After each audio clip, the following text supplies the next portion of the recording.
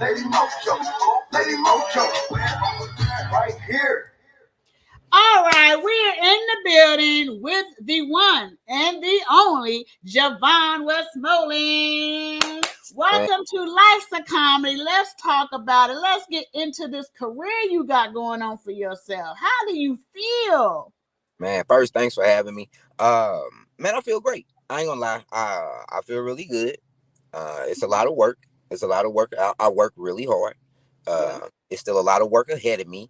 But to be so new in a game like comedy and see this early success that I'm seeing, it's a blessing. Yeah, it definitely is. Definitely a blessing. So, how long have you been in the game so far? A year and like 5-6 months or something like that. 4 months or in there. I ain't been in it. I ain't been making waves that long. Okay. So when you said, because I know you previously from just, other adventures or whatever the case is, but when you said, because you was always funny on Facebook, regardless of just the little things you said, everyday life. But what was the day that you said, you know what, let me get on stage? I think that I can be a voice. Was it people that got behind you and pushed you, or was it something in you that said, I should have been doing this, but life's got in the way? It definitely wasn't people behind me, because people been telling me since I was 5 that I will be on television and I'll be a star and all this other stuff. So no, it wasn't the influence of people, because I didn't know what them people was talking about. It was just I got to a point where I knew I had a bigger purpose in life than what I was doing. Mm-hmm. And what I was doing was cool. Like, don't get me wrong. It was, it was great. Like, I was helping build businesses and, playing the role that I, thought that maybe I should have been playing. Right. But something just kept like eating at me. Like, but what are you gonna do? Like, this ain't why I put you here. Like, I just kept feeling that feeling in me. And so I did what all people do when they don't know what to do with their life. I asked Facebook, and everybody on Facebook came back with, you should be a comedian. Like, bro, you should. It was a no-brainer to everybody else. Yeah. But to honestly, me, you know what I'm saying? But to me, it was like, y'all think so? So, but like you said, I've been writing on there for years. So I've been writing material, or I've been structuring jokes for years on Facebook, like 8 years, 7 years. I got Big Mama on Facebook. Like, I had a whole. I'm for sure some people done stole your material. I'm for sure they have. And more power to them. You know. So yeah, that's what got me off into it was, just I knew I was called to do something. Yeah.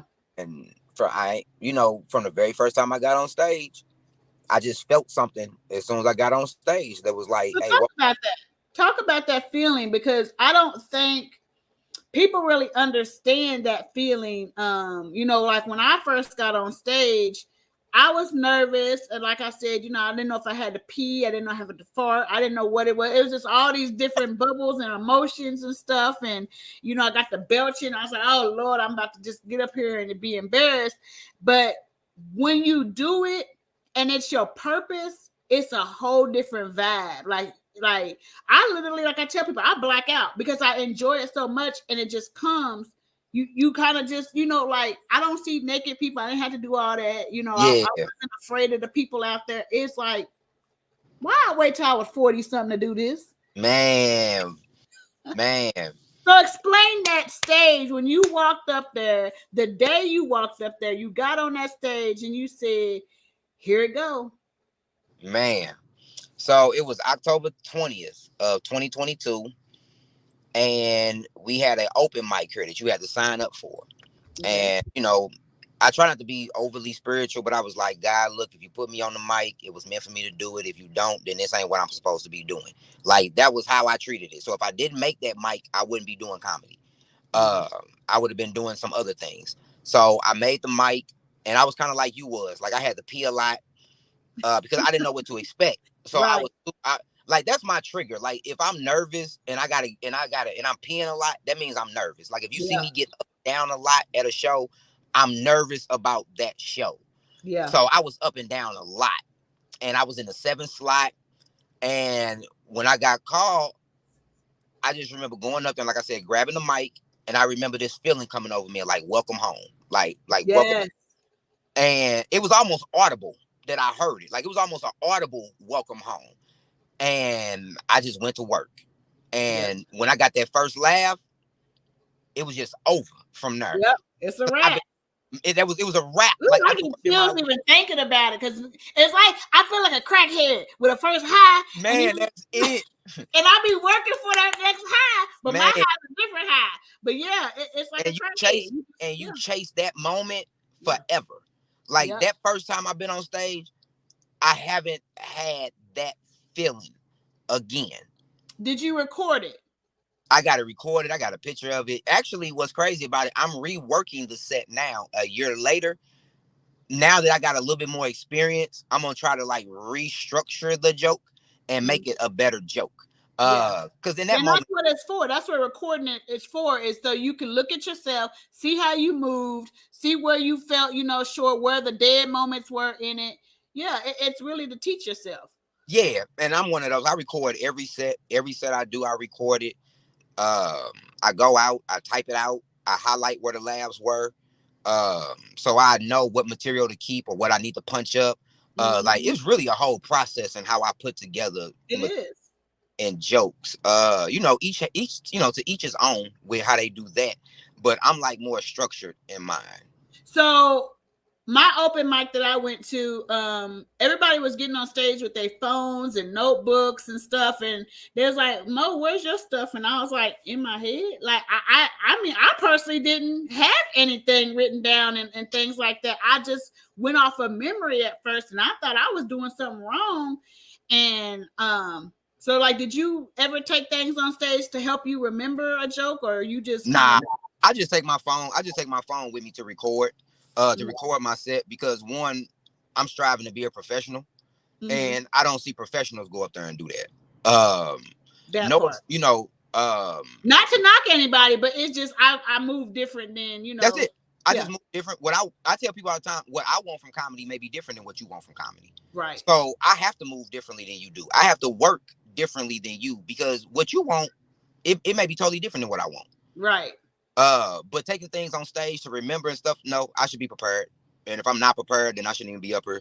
And if I ain't prepared, I should be able to at least make something up off the top of my head, or be, off. I should have enough material. I feel that's a comedian though. Right. Improv. Right. Like, even when it's a dead moment, how you bringing it back, that really matters. Yeah. How you recoup yourself from that. Absolutely. So I just never been a fan of it. Like you say, those that do it, hey, I'm cool. If that's your thing, I just know at some point you got to get rid of the phone, and at some point you got to get rid of the notebook. So I don't even try to have them now. So when it's time for me to do a show, I ain't like, dang, I need my notebook, or dang, I need my phone, or I never had those things. Yeah. I feel like you become monotone. You become recorded. You know what I'm saying? Like rehearsed and recorded. And it doesn't give that authentic feel to what you're doing if you got to look over and say, oh yeah, and then that one time, you know what I'm saying? Like, it's like reading the Easter. Yeah. I ain't gonna probably be good reading on teleprompter. I'm like, and they said come out. Oh yeah, I'll be all fucked up. Man, I practice that. They got like the apps on your phone and stuff. So like I practice reading teleprompters and things like. Oh, you a step above? Okay, little educated boy, just trying to go above and beyond. Man, when I say I know where I'm trying to go with this thing, I know where I'm trying to go with it, and I know what skills I need to have to get where I'm trying to go. So with the funny, coming up with material, you are a family man, so we all start there. Like you said, you brought Big Mama to life, and so where do you find yourself struggling to express a situation? Because I know, like, I have a brother that's a crackhead, and I be trying to zone in, but I feel like people are gonna be like, oh, that's your brother's a crackhead, you should be there for him. But I feel like that's not my issue though, but I could talk about it. You know what I'm saying? Because that's his choice. So using your family, where do you kind of feel like there's the boundaries of what to use and what not to use, and not lose your friends or your family by using certain material? Well, I had conversations with my kids first, and I asked them how would they feel about it. The boys was cool. My 12-year-old daughter was kind of like, just don't make me look goofy. Like, just don't say no embarrassing stories about me, and we good. Right. So if you ever paid, like if anybody has seen me enough, you very rarely get a daughter story. Because she just ain't with it. She let me know up front, I ain't with your foolishness and your nonsense, and I'm not finna play with you like that. When it comes to me talking about like my marriage and stuff like that, I try not to ever paint that in a picture where I would embarrass her when I talk about it. Um, so I try not to ever embarrass them. I try to make just I try to word the joke as this is how I responded to a situation that happened. This was my response to it.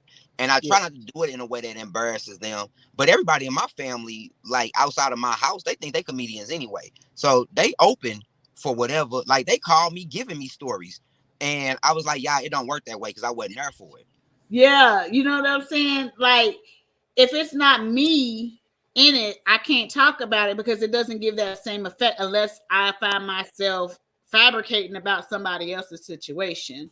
Right. So, the story about granddaddy smacking one of y'all, that I can't talk about that. Yeah. I wasn't there for it. So I And then can't he's gonna be really, like, that ain't how it happened. And then there's a whole and misunderstanding. now it's a whole other mess. But before I even got into family though, I was doing observational comedy. Okay. Because that's what I did on Facebook. Like I would Yeah, just, that's what I do talk, when I travel. yeah, I do observational like stuff I seen. Like I talked about the microwave. And most of the stuff I write on Facebook is observational. I don't write family material on Facebook. All that is observational. So the first couple times I got on stage, that was kind of what I did. And I started reading books about how you need to start being more authentic. Like you need to write material that nobody else can do but you because it's your And life. that's how you know it's stolen, which we'll get into that part in a minute. You Yeah, know when somebody take your material because when they like, hold on, that was mine. I lived that. So how can man, you talk about it? Yeah. exactly. So with the family, you know how you said people just come out. Do you feel like when you first did your show, did everybody show up for you? Did you kind of feel like there's some that kept pushing with you, and then there's some that fell off? Like, oh, he always wants to laugh and joke about everything. So, do you feel like did you lose some people along the way? Man, you know what's funny? My family really supports me. Like my family shows up and shows out for me. I'm not one. I mean, I'd be sitting here lying if I told you I ain't have support.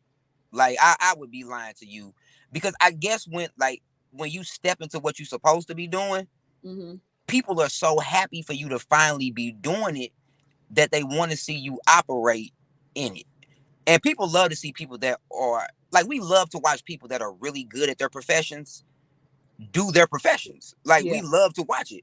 So when my family come, they enjoy it. And I enjoy having them there, but nah, support ain't really like a thing for me for real. Like I'm good there. And plus I So promote it. every show, somebody's always there, or have you ever been to a show where no one's there and you kind of like, where the hell everybody at? Nah, unless I didn't instruct them to be there. But there Okay. will never be a show that I instruct family to be there and I'm not. And I'm never alone. Nah. Okay. Yeah, Okay. no, I haven't had that experience as of So he yet. coming out with an entourage. Don't fuck with him because he got backup. They Hey, coming. They coming. hey, they with me. They stay. They didn't pull it up in some places, but yeah, they be there with me for the most part. Unless I didn't told them, or I haven't just promoted that particular show, then yeah, they don't pop out or whatever. But So yeah, where do you want to see yourself in 5 years? Where do you feel like your comedy career can take you? Because it is a hit or miss, meaning like you can get booked, but in order, so do you still work a full-time job and do your comedian like on the side? So how does that feel like working, working out for my full time job is Uber. Like I Uber full time.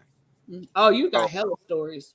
yeah. So, but you know what's crazy? I tell all my Uber passengers I don't even use y'all on stage. For every story y'all give me, when we in this car and we laughing, like I tell them, this is like y'all little private session. Like I'm not finna go talk about it on stage. I'm not finna use this experience on stage or anything like that. The only time I ever talked about a Uber experience was when I got arrested fooling with Uber. And the thing That be to you it, cannot not talk about that one. and that's why, and that's the only reason it gets talked about because I ended up getting arrested trying to keep my little 5 stars. But Yeah, so it was wild. Some boy, Y'all some young be guys. really working for them 5 Man, stars. I be out here working for them. You hear me? I want my 5. Stop playing with me. I go sit down behind my 5 stars. So yeah, I went and said, but yeah, I do Uber full time, which allows me the flexibility to be able to, Okay. hit every mic that I need to hit. Because I tell people all the time, and this just ain't like, how some people say stuff to be motivational or stuff like that. When I say I don't have a plan B, I don't have a plan B. Like, this is Right. it. There's Yep. nothing after this. Like, there is no, well, if this don't work, then I'm just gonna fall back on my degree and get back into engineering, and I don't have no degree. I'm gonna start back working in my business. I ain't got no business right now. This it said your gift will make room for you. Hmm. My That pressure's on, I'm putting the pressure on God. I ain't even got no pressure on me. My pressure's on God. He said my gift will make room for me. Cool. Here go my gift. Let's get to work. So in about 5 years, I be having lofty goals. Like, if y'all ain't flicking on Netflix and y'all ain't watching my special, I'm gonna be highly disappointed. Or if y'all ain't watching movies that I produced or productions that came out of my camp, um, and and if the Fresh Pair of J's tour ain't pulling up in 56, like I have lofty goals for where I want to be in the next 5 years. So, do you feel like you have been able to build a team of? So you have supporters, but when I say a team, it means that y'all sharing visions and y'all trying to make it work. So you say you got a tour that you building together. So how did that come about? Like, did you just kind of like, hey, I want to do this, or did somebody bring you on? Nah, me and Jason Jenkins, um, we just hit it off. Like, I hollered at him because at first all I really wanted to do was skits. Like, I wanted to do like a film production company, Mm-hmm. which me and my 2 childhood friends have, and another friend of ours have. It's called No Avenue. It's called No Avenue Entertainment, and that's our production company. So we just wanted to do skits, and so Mm-hmm. I reached out to Jason because I just wanted to hire him as an actor to be the face in all of our skits. Okay. And the only reason I kind of got on stage was to kind of figure out the rhythm of how jokes worked. Mm-hmm. But when I got up there, something else happened. But so, me and Jason been cool. And I mean, we've been rocking ever since. He been the one that taught me the game when I first got in. He been kind of helping me in certain spots. And he's kind of been a big reason that I have grown as fast as I have grown in this, in this. So every chance I get, I shout him out and show my appreciation for what he did to help me get as far as I got, as Okay, fast as I've gotten there. shout out to Jason. If you listening, I know you are, because you Yeah, want to know how your mentee's doing. yeah. So speaking of which, do you feel like when you got in the game, it was hard to get insight from people? Like, I feel like they didn't want to tell you because they didn't want you to overshine them or something. Did you kind of ever feel like you got a pushback from people that didn't want to give you the game? Mm, Or did you just instantly get it from Jason, so you never looked anywhere else? Not see, I get it from like, if I'm around you and you do comedy, I ask you questions. Like, Mm-hmm. I ask you what's your writing style. Like, I ask you how you prep for a show. Yeah. Like, I just start asking questions. Like, I love sitting around and talking shop. Or I've learned to be quiet too.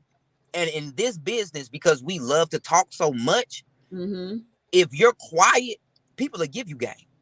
If you Yeah. just listening to their conversation, you ain't gotta ask no questions. Just listen to what they talking about. They'll be like, man, I've been in this game so long, but if I'd known to start traveling earlier in my career, I would have did it. So in my head, oh, travel earlier. Okay, cool. Get Yeah. out here and start hitting the Yeah. road. Taking notes. Yeah. Yeah. Or they be like, man, I wish I would network more, or man, I ain't really a networker. Networking is what move you in this. I'm like, okay, cool. Mental note, you need to network. You need to learn how to network. You need to learn how to talk to people. So even if I'm not asking direct questions, if I'm sitting around you and you talking, I'm taking notes in my head of what you saying.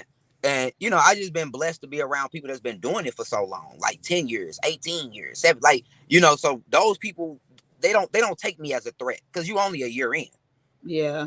It was rough for me as a woman, I should say, because there's not very many female comedians that were around in my area that I'm in. So when I reached out to someone, I felt like I needed their opinion, but I didn't get that pushback. So I was like, I still want something. So I reached out to Tracy Ashley, or Ashley Tracy, I think. I never get her. Anyway, she has a Netflix series. And I Okay. was really shocked that she responded back immediately and gave me insight of what to do and keep pushing. And that right there, that a star that has Netflix, that has these goals going for her, that's been on many, many shows, 20 plus years in the game, could give me more feedback than somebody that's right here for 13, 14 years, 10 years. And that gave me my inspiration right there. I hit the ground running. Yeah. And I went to open mics, and that's why I said open mics are so good, but I'm still struggling with the ability to have the availability to go because I work a full-time job. So, Yeah. every time I feel like I'm going to give up and I'm going to step back, something pulls me back in. Or they be like, hey, Mo, can you do this show? And I'm like, dang, maybe this is where I'm supposed to be, but I just got to figure out how to work everything out. And like I said, everything happens for a reason. Like you said, when you knew this was what you're supposed to be, and he's like, yeah, this is your time. You get that feeling that this is your time. So to go, you got the mentor, so Jason's helping you out. Do you get any hate that you rising so fast like a damn doughboy, like you rising, you baking this bread? Do you feel like you get any hate or backlash from anybody, or not anybody particular, but do you feel like sometimes you're overlooked because they don't want to see you shine, or do you get any type of negativity? Nah, I think because I'm good to people and I'm genuine up front in my intentions. Like I'm never I'm trying to double cross or anything like that. And I'm always reaching out trying to help others too. So I mean, I help a lot of other comics. Like, we have a lot of writing sessions. I mean, I don't be broadcasting all of it, but I done sat down and wrote with a lot of comics in the city. Did a lot of work with them. I done put a lot of people on shows that they don't know that they don't know. I mean, I have been put on shows because people have vouched for me, but they don't know that they ended up on the show because I vouched for them. So the hating thing, and plus I work so hard, I don't even look left or right. So Right. I mean, if you hating on me, I mean, it is what it is. Tunnel vision. Yeah, I got tunnel vision. I would hope that you ain't hating on me.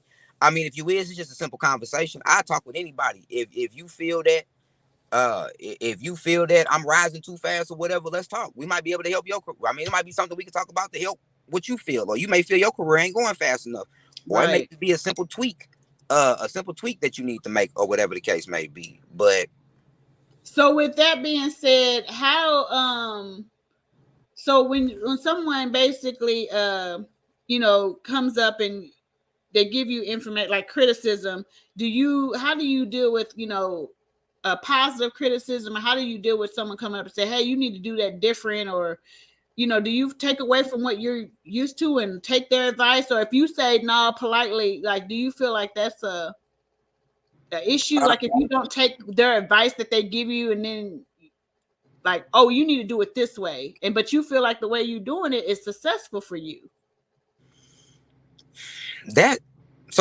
Okay, I take advice and criticism in this game.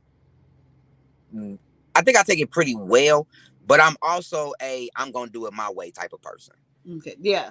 Now, if it's something maybe in the setup or the structure of a joke, like I had this one joke where I was naming off 3 items, and they was like, hey, name 3 particular items instead of just 3 random items. I was like chips, cookies, and I said like chips and cookies or something. They said, say the actual chip name and say the actual cookie name. So Chips Ahoy and Doritos instead of just saying chips and cookies. So I was like, okay, cool. So I took that little bit of criticism and I made the tweak or whatever. But I mean, if you give me advice, I mean, I'll tweak it. And if it don't work, I'll just go back to what I was doing. So does that end up plugging are you giving free promotion? You get what I'm saying? So if you don't say a name and kind of keep it generic versus you putting out there, you basically giving a commercial away, right? You selling a person. So this is what I tell people when I talk to them. Your words have to paint pictures. So when I say I'm sitting on the couch eating chips, the audience may envision sour cream, cheddar cheese, Doritos, or whatever. Because they all crack different when you eat them. Exactly. But what happens is now they're not moving along with me in my joke because they stopped when I said, hey, I was on the couch eating chips. They have stopped at the chip part. And now in their mind, they putting together what chips they eating, and I'm still moving. But if I say I was sitting on the couch eating Doritos, y'all still coming with me because it's nothing for y'all to think about on the couch because I said I was eating Doritos. So now y'all, so that's why I try to paint my pictures a little bit more vividly because I don't want to see y'all fall off because now you're trying to think, well, what was that? Or, you know, if I was in a car, well, what type of, you know, me and my partners was riding in this stolen car. Well, what type of car was it? No, we was riding in this stolen Kia. So now y'all still coming with me in the story. That would be me. I'm the one that always got the extra. Well, what size shoe did you have on? Like, you know, so I think that works for me because my mentality, I want details. I want to know. And then that's what I struggle because I'll try to put so much in the 10 minutes because I want to give you every single detail. But next thing I know, I done went 20 minutes. You know what I'm saying? And then you up there just talking and they're like, God dang, like you gotta that was my number one struggle is to condense everything to where you give details, but you don't give every single breakdown. Yeah, so do you like yourself shortening stuff? Like you have to condense everything. Like you got a story, but you got to make it fit in the 10 minutes or whatever they're giving you. Oh yeah, I'm good for condensing a story. Like, so I write in like blocks. So when I say I write in blocks, I write a story, but it's in blocks. So I can move a block out if I only have 10 minutes. And I could put it back in if you gave me 15. And it doesn't really necessarily mess with the flow of the joke because my transitions are strong. So I try to have transitions that work. And if I got 5 minutes, I take all the blocks out and I put the 5-minute block in of this same story. So it seems like it's a lot of work, or it sounds like it's a lot of work, but I try to come up with ways that work best for me in all these time gaps that we have. Because, you know, we work in 5 minutes, 7 minutes, 10 minutes, and 20-minute increments. So you got to get this material wrote and prepared for those time frames. So, well, I know you're pretty good at what you do. I know you damn good, actually. But quick question. Have you ever had a bomb? Everybody usually gets one at one point, but do you feel like you bombed at some point, but then you actually got good feedback that, oh, you did wonderful, but you're like, well, no, that was kind of crappy because you're your worst critic. So have you felt like you've had any type of bomb night or where you just felt like, dang, I really need to go home and work some more because I just fucked that all up? I don't consider open mics bombing. So I would say to an open mic, no. If you pay me for a show, I prepare so hard. I don't think I've had a bomb as of yet, but I'm still fairly new. So I right now I'm just, you know, look at it, you know, right now things are just working for me. I don't have a bomb story yet, but I know it's coming because I know this is a humbling business. And now that I said that I don't have one, the next time I go get on stage, I am fit to have one, and I am gonna inbox you, cussing you clean out. That's crazy. Yeah. But I actually had a couple that I feel that sucked. Meaning, I lost my connection because the crowd was different. Like there was only 4 people there one night. And how I wanted to go with it, I didn't want to give my good stuff because there was only about 4 people there. So I didn't want to give my good stuff. So I kind of went another way. And then I was like, dang, I really suck. But I made it part of my show. And everybody was clapping and it's like, oh no, you did good. And when I got off stage, people was like, no, you still did good. But I personally felt like it was a bomb night because I didn't keep my structure. I didn't do what I intended to do. And I felt like I kind of diverted myself, you know, went off the deep end with it. And I was just randomly talking. And I felt like that was a bomb to me. But now I have not got booed. My first open mic at Eastside, when you first do an open mic there, they boo you on purpose so that you can get your boo out the way. So outside of that, I have never been booed. I don't know how I would react if I got booed. I don't know if I'd cry in the car or on stage. I'm not really for sure if I ever got, because I feel like I've been such a natural at what I've done that I never had. Now, there is the people in the audience. Have you had that one person that sits there and they're like this? Always. No matter what you say. But your goal is to get that motherfucker to be like, yeah, I really work hard on that person. I'm different. I move on. If you ain't laughing, go back to look and make sure, like, Did you ever crack a smile? I may swing back around for them, but for real, I work those that's laughing. I don't the one that's the hard nut to crack. That ain't you ain't mine. That you ain't mine this night. You not for me to fool with. So I fool. Contagious. So if they hear everybody else laughing, I think they would probably join in eventually. Yeah, that's why I try to find the person with the most obnoxious laugh and the loudest laugh first. Man, And we when had I one find of them last night. Oh, and once you can find one, if you can keep going back to them, it makes everybody else kind of laugh around them, and it just kind of keeps because them they laughing at them too. Hey, it works. Hey, Yeah. it works. So no, I haven't. Yeah, I don't too much fool with them. It's normally thugs. Like it's normally when the thugs come. Like oh yeah, when the thugs they done brought their lady with them, or she done drug them out to a comedy show or something. I'm only here for her type. Yeah, man, I'm only here for her. You get what I'm saying? And then when I'm on stage, I don't cuss. So I definitely know I probably ain't they I probably ain't they cup of tea. They like, hey, he ain't said nothing I'm trying to hear. Even though the content is still the same as what people that cuss talk about, I just do it a little bit different. So do you feel like your very first paid show when you got asked to do a show and it was like, oh, we'll pay you? Did you feel like, Mama, I made it? I'm here. I'm in this bitch. Like I got it. Like I'm about to take off now. Like, how did you feel when you got requested for your first paid show? See, that's my problem. I don't know how to stop and smell the roses of nothing. So I didn't do the Mama, I made it. My mind instantly went to, okay, cool. If this person will pay you X amount of dollars to do a show, how do you increase that number? So let's say the first show was $50. All right, cool. How do you start getting paid $100 for a show? How do you start getting paid $200? I How did do that you start? too. Yeah, my thing is always, okay, how do I get to the next thing? And that's really what my team tells me all the time. You never stop and smell the flowers. You're always, what's the next thing? What's the next thing? What's the next thing? And I guess because I'm trying to get to a big flower, I don't stop and smell the little flowers on the way. Yeah, I don't know. I guess I kind of do because I know that I made it here. So what did I do? And I asked them, what made you want to pick me, or what made so I can know how to increase myself.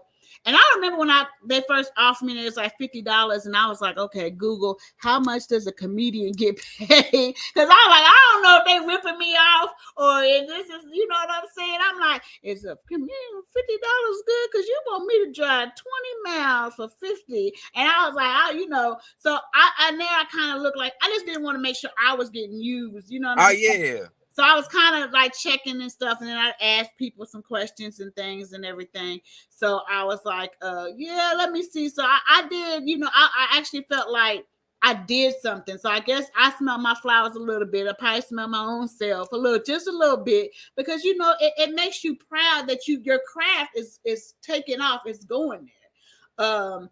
I still get nervous at shows. I actually had my first panic attack, and I didn't even realize I was having one, because I'm so used to talking. Everybody talks. We talk all the time. But to get to a crowd, because my first crowds were white people. Yeah. So I had a lot of white people, and I feel like they laugh at a lot of everything. Yeah. But I had my first black crowd, and I was fucking nervous. I was like, oh my God. And then when I did it, I was like, oh, okay, this ain't no different. You know what I'm saying? I'm versatile. And, it was a little strange for me, a little, moving. And, but when I still get shows, I had anxiety. Like, I never knew, I knew I have anxiety, but I didn't know it got that bad. So have you ever, we know we go to the bathroom and stuff, but have you ever just got so nervous that where you just pray? Just don't let me fuck up. Just let me get up here and do what I do, because the crowds can really get you. You got an intimate 20 crowd, but when you got 50 to 100, and that's, you know what I'm saying, and you looking out there and you like, I got to make at least 25 of these motherfuckers laugh to even feel like, you know what I'm saying, because like you said, that first laugh, that's that crack. That first chuckle, that's that crack, and then you ready to eat. So have you ever just got to a that's like you just back there and your heart's pumping? It's like sex for the first time, everything for the first time, because like you said, you still chasing it too, because nothing compares to that first high. Man, I I don't per se get. It depends on the level of the show that my nerves sink in for. Sometimes my nerves don't sink in because it's just all right, cool, let's go out here, let's do what we always done. As soon as I walk into the space that I'm performing, I start like praying in my head, like I pray to myself up under my breath. As soon as I walk into any space, I start praying, period. Um, because you never know what's gonna go on. So I want to be covered. I want to be covered going to You these don't spaces. want to be like Chris Rock. I understand. Never do I want to have to get up there and show somebody I got some hands. But so I pray a little. So I pray as I go up there, and I just be like, "Hey, this your talent, and I'm gonna turn it over to you tonight." Like, and for real, that's my prayer most nights. Like, "Hey, this your talent, I'm gonna turn it over to you tonight," and we go from there. But depending on the level and who I'm on the card with, I get nervous. Like every time I work with C, every time me and Willie C work, I get nervous. When I work with Jason, I get nervous. Like guys that I know can turn it on. Yeah. I get nervous with them because you just want to hold your own with them. You know what I'm saying? Yeah, I get that. I'm like that with Purdy B and Precious. Like when I first did my first set with Precious, I was a pissy ass bitch. I was pissy. I was like, oh my God, like how is this? You know what I'm saying? And then you learning, you watching and you learning, and you trying to learn from them, and then it's like it's a lot. It's your heart thumping. Man, P my dog, man. Like that was who I hit up about booking. Like when I first got in the game, P name, man, Precious J name was everywhere. Yeah. And that was like who I modeled, like that's who I like wanted my schedule to look like. And so I started working with a mindset of I wanted to be booked like she was. And listening to her interview, and actually a lot of people say that is that they didn't take it serious at first because comedy, you just laugh, you keep it going, and then you got to make it a lifestyle. Yeah, you got to stay around like-minded people that keep you going and motivated. And man, I said one thing about it. My mom is my rock behind me. She gives me great stories, and then when I self-doubt, she be like, you got this. This is what you know what I'm saying? And to make her laugh and know that that's what she loves to see me do and knows that it's what I'm supposed to do. That it's just a blessing to just make, you know what I'm saying? The ones you love smile and laugh. Because that's all where it started from. My mom is so proud of me. Man, my mom is so proud of me. Sermons at church and stuff. I was coming home and making her crack up. And it's something that's in you for a while. But also what I was going to ask you, because you had touched bases on it, like when you open up for big people and you come across, have you ever came across to where you feel like, have you heard somebody else steal someone else's comedy? Have you heard like, dang, didn't I just hear such and such say that? Or have you came across that yet to where you've witnessed? Because it's a big, big thing. I've seen somebody on court TV behind suing because someone used someone else's material. I'm like, what? Is it I that? I didn't even know it was that deep. I didn't know it was that deep. I know, right? But it's funny because I've heard someone say someone else's, and I'm like, that's not yours. But you know what I'm saying? I'm not the comedy police. If they laughed and they did it, it ain't my problem. Like, but you know how you were saying your stuff is yours. How would you feel? Like, how would you check somebody that stole your material? I mean, we'll have a conversation about it, but it ain't really much you can do when they go on stage about it for real. I mean, so you got to come up with you would have to come up with new material, or you gonna have to put hands on them. But even if you put hands on them, that ain't gonna stop you. It sure ain't gonna stop. That ain't gonna stop because we ain't gonna be on every show together. Yep. And for real, I don't know. I just feel like I write so much. Like I crank out so much material that if somebody took something in my first year, like if you took something in my first year, I should look back on that 2 years from now and be like, dog, that was trash. Like that wasn't even good material then. You know what I'm saying? Like I should be like, man, that wasn't even good material. And I've seen what people delivered better than the person that said it. So it should have been taken because they didn't deliver it the right way. Man, they ain't even take it. You know what I'm saying? You ain't even do good with it. Right. But I think sometimes in comedy, sometimes with comedy, we mix up a premise being alike and somebody stealing a joke. So a premise is me and somebody else get up there talking about being married. you stealing a joke from me is when they say my wife is my better half. Well, I was expecting my better half to be more horny. That is a joke. Yes. And if you say that same thing, then you stole my joke. But if we both get up there and we talk about being married, you didn't steal my joke. We just have a premise that's the same. Because I feel like everybody talks about being a parent and everybody says who has kids, who has this. So that's kind of a common, thing and an opener for most people to kind of get, whatever, however they're going with their set. So I feel like things like that. But like you said, if you saying my stuff word for word that happened, like, come on, if you hear somebody walk in and they say, yeah, it better not be no motherfucker dick in my dishwasher, you're going to be like, now come on. Yeah, that's, you know what I'm saying? Like, bro, you ain't even got a gay daughter. You got all boys. Boy, you got all boys. Where did you get that from? Like, how did you get that from your boy? That's when I talk about stuff like that. You be like, come on.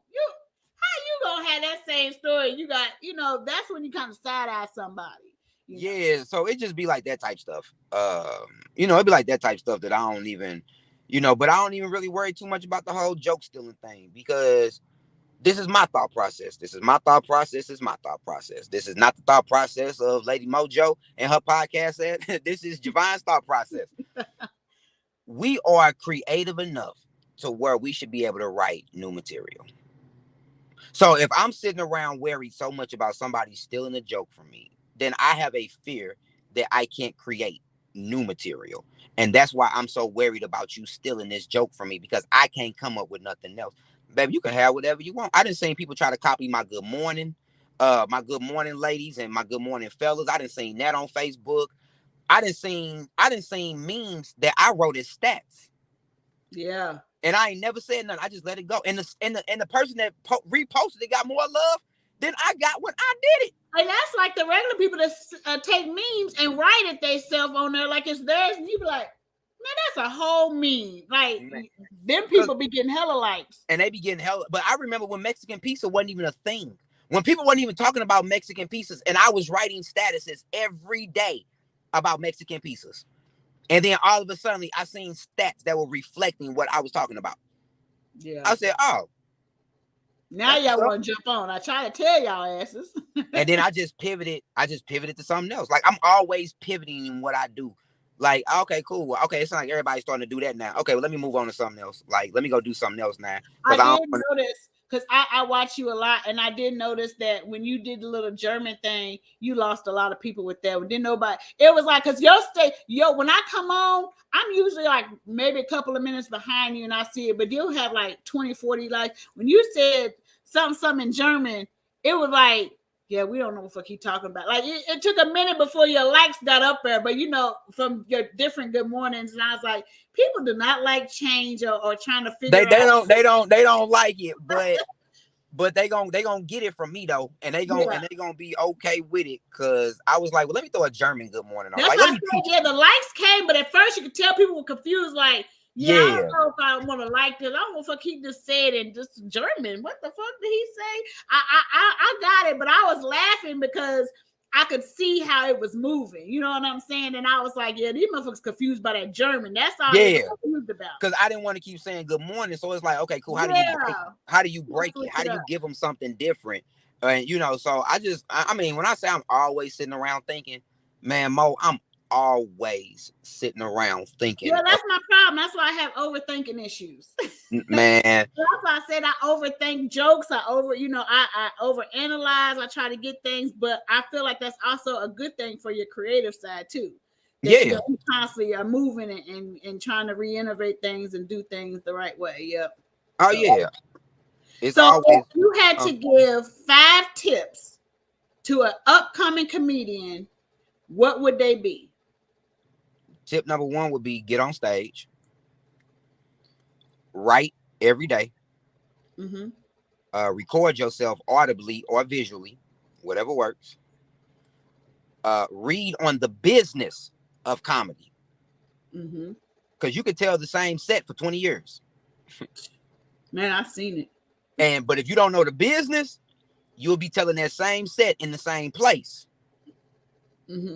And the last thing would be get you a good circle of people around you. That part. That's gonna And be like a honest. good team. Ain't nothing like a good team. It ain't nothing like somebody that let you know, hey, you messing up right now. Hey, you tripping right now. You not moving the way you supposed to move. Mm-hmm. This ain't, hey yo, this wasn't funny. One thing I love about Jason, if it ain't funny, or if it didn't hit the way it was supposed to hit, me and Jason gonna talk about it. And he gonna be like, bro, bro, what was that you was up there doing? He was like, you was up here playing in these people's face. It look like I might have to get on in touch with Jason and see what he got going on over there.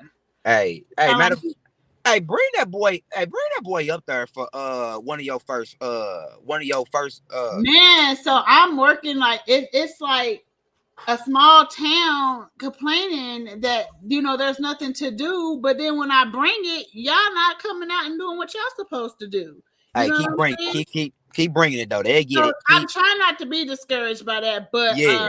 you know, if y'all want big acts, you got to cut. You got to show your love. You got to show love for them. So, Because the energy in the room be good. The energy be good. yeah, So just I would say keep doing it. Eventually they'll get the hang of it. Because as our star power rises, because for real, we can't really put, again, this is another one of those Jevon things.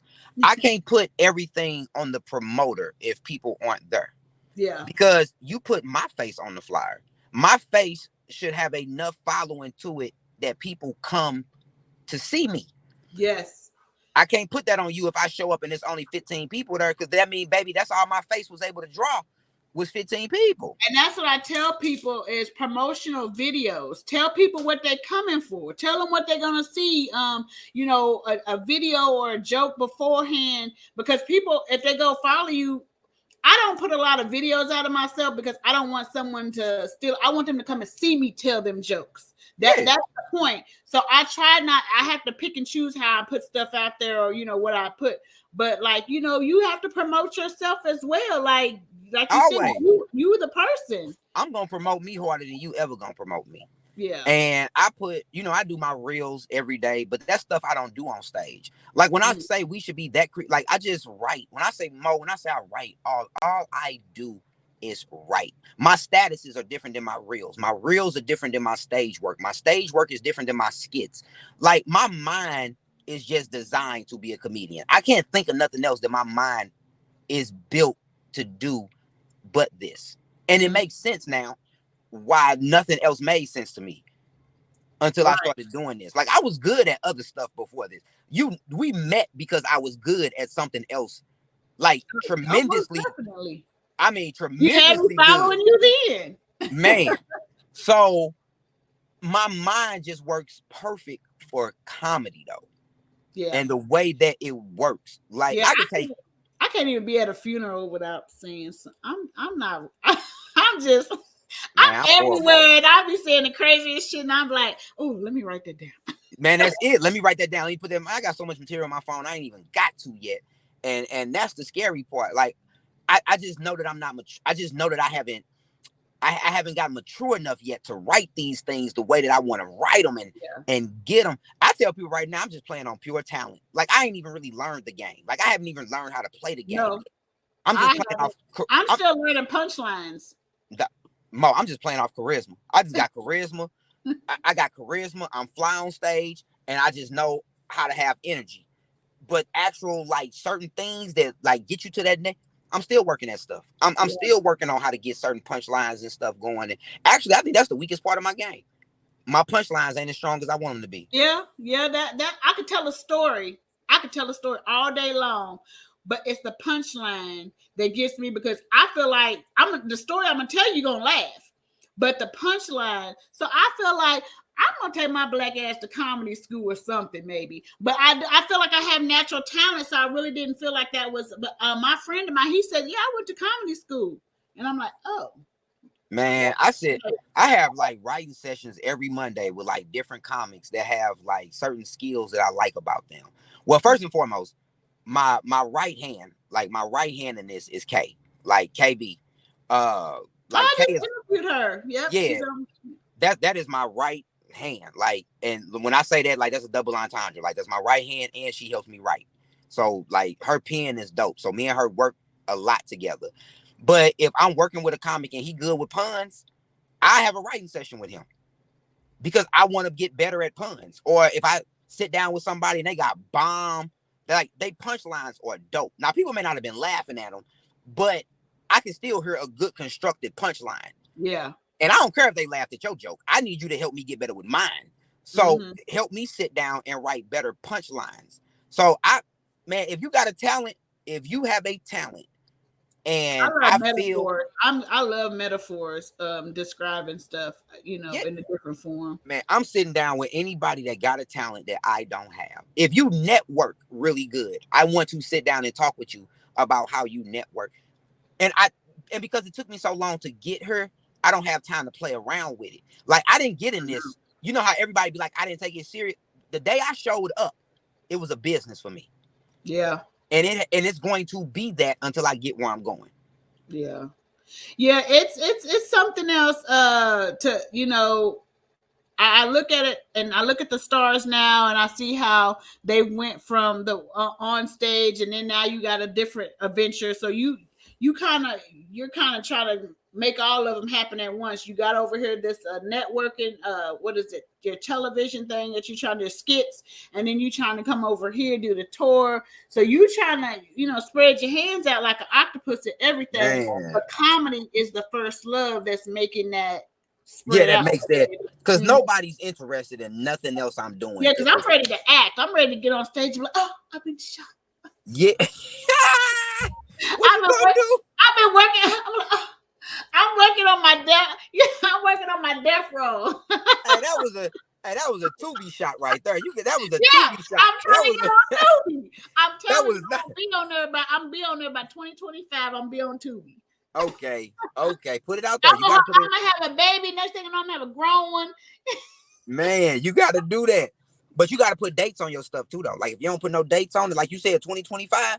So now, guess what? Your mind is finna start working on how do I get her on Tubi before 2020. Man, the mind is a powerful thing. I already actually had my first film role coming up, but I'm not gonna jinx myself, but I've already been asked to do it, and they're independent film people, and he's getting checks for what he's doing and shooting. So I'm like, put me in. I don't care if I gotta be the black crackhead. I'm in this mug. Man, put me in, coach. Put me in. Yeah, I feel like that's a good way. But I definitely been following you. You came out. I think I'm 4 years in. June 4th, I'll be 4 years in. You came out behind me. You should have came a long time ago. Man. But we all move at our own time and our own pace. I definitely enjoyed everything that you brought to the table. Just seeing you work, seeing you keep pushing, seeing you still be a family man behind it, no matter the triumphs and things, because the devil's gonna test you. When you get blessings, he's coming through some form of fashion. But keep definitely pushing at what you're doing. We're gonna be fighting for these roles on Tubi. So I'm gonna try to get there before you, so I can tell you how it's done. But either way it goes, we definitely gonna go somewhere in these next couple of years. How can everybody find you on social media? You can find me on Facebook at my name, Jevon Westmoland. You can find me on every other platform at Jevon, Jevon 314. So whatever the platform is, that is my handle.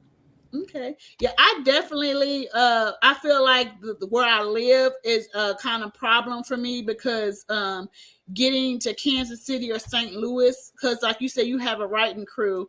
I strive for stuff like that. It's just really hard from where we at to do, but sometimes you gotta make sacrifices and do what you gotta do. So we can do it on Zoom. We can do it on the Zoom. Coming down there to KJ's. Mary Jane just booked me for a show on Tuesday the 18th, so I'll be down there for that as well. So definitely come through. Like I said, I'm gonna make your shows as well.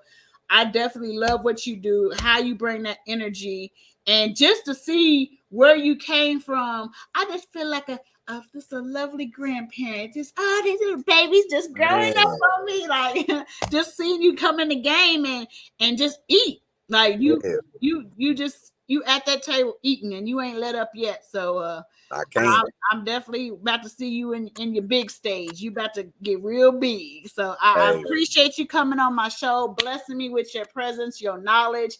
I'm telling you, a lot of people are going to be hitting you up talking about, hey, Jevon, remember when you said you write or you help people? Help me out, my brother. Man, let's work. So, Let's work. yeah, Let's I work. definitely feel like you are somebody to keep an eye on. You are about to go places. I already know it. And I appreciate I had you on here first, so can't nobody say, "Oh, I had him."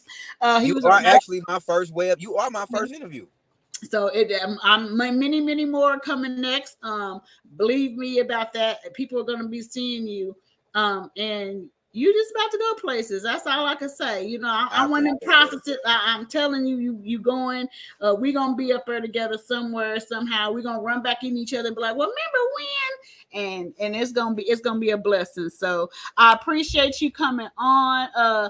Get your day started again. Man, you guys still give me some of them Ubers. You guys start making Uber stories. Make stories in your reels, because I'm telling you, them stories right there, you can even give them fake names, but I gotta hear some of these Uber stories. All right, I may start doing something with them, maybe in a reel or something like that. Uber tail. I may start calling them Uber tails Right. and give y'all Tales of an Uber. Yeah. tails of the Uber. Tails of the Right. Uber. I may do that. I may All do right. that. I appreciate you. Thank you. I Everybody, thank you appreciate for watching, and we are out. you. Appreciate you. Peace. Bye, Mo. Bye. Let me change it. All right.